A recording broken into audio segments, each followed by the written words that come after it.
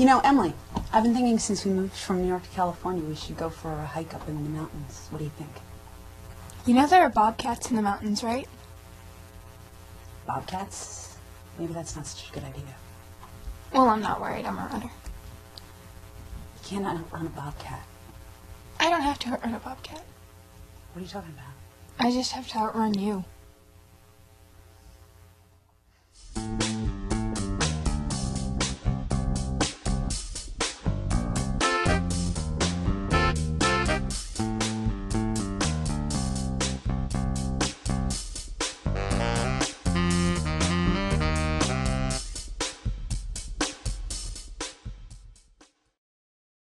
Charles Darwin was an English scientist who, in 1831, decided to take a 5-year voyage on a ship called the HMS Beagle.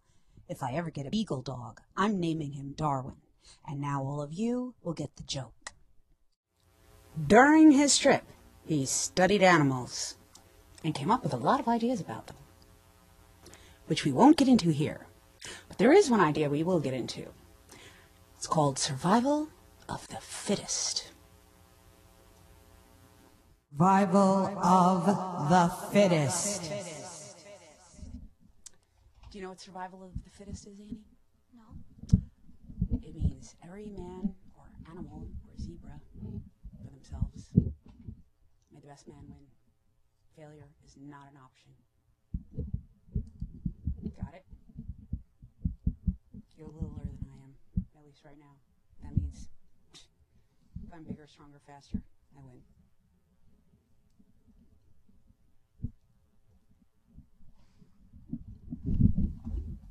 Okay. Now you win. Survival of the fittest in the wilderness means only the strongest, toughest, fastest animals live long enough to avoid being eaten by the tigers. Or, if they are tigers, live long enough to eat the antelope, have little tiger babies, and keep their species on the planet. To put it another way, if humans were to practice survival of the fittest, we'd run around the African savanna, hiding from lions, tigers, and other scary creatures, leaving anyone old, sick, or just unpopular behind. Hey, but you know what? Lucky for us, we invented something. Civilization. It's what sets us apart from the animals. We're talking about picking on each other when we should be sticking together. And that's not cool. That's not cool at all. I got a question from a 12-year-old. And for once, I'm not going to say the name and I'm not going to say the town, because this could happen to anyone. She wrote me, I'll read you the question. She wrote me, "There's a girl in my Girl Scout troop that all the other girls are mean to. I don't join in because I know it's wrong. I want to make them stop, but I'm afraid. I talk to her sometimes, and she says it doesn't bother her, but I think it does. How do I help her?" You did the right thing to a trusted adult. And I went to the Girl Scouts of USA. I called their headquarters, and I alerted them to this problem. And I found out what they recommend. And I've got a statement from the Girl Scouts to read to you. They also have on their website a document which you can download at the link below. They gave me permission to put it on Inkless Tales about bullying because they don't like it either. If you're watching bullying happening, talk to an adult you trust. If you're being bullied, don't be embarrassed. It's the bully that's got the problem. Talk to a trusted adult. I'm going to read you the statement they gave me.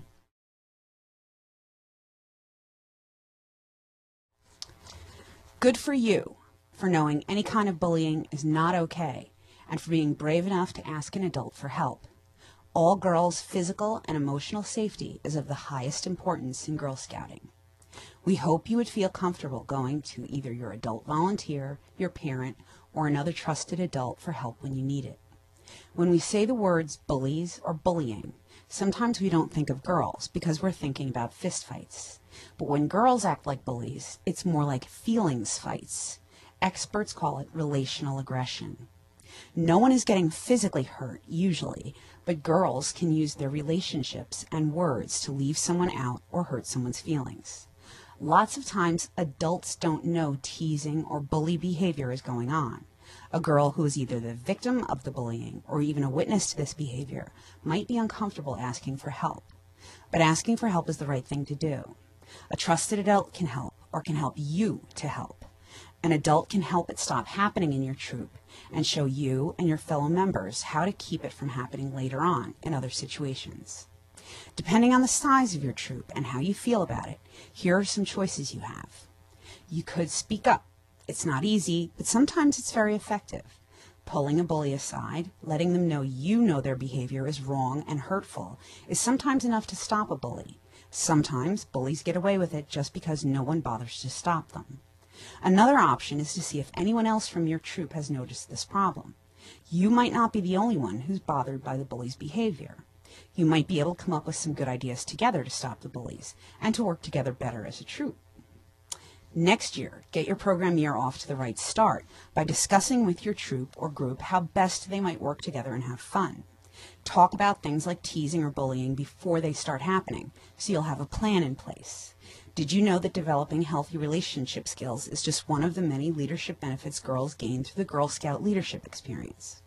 In Girl Scouting, girls of all grade levels have the opportunity to learn to form and maintain meaningful and caring relationships, communicate effectively, protect their rights in relationships, and know when to seek help from others. Girl Scouts of the USA even has a program resource written specifically for Girl Scout cadets grades 6 to 8 and their adult volunteers called Amaze.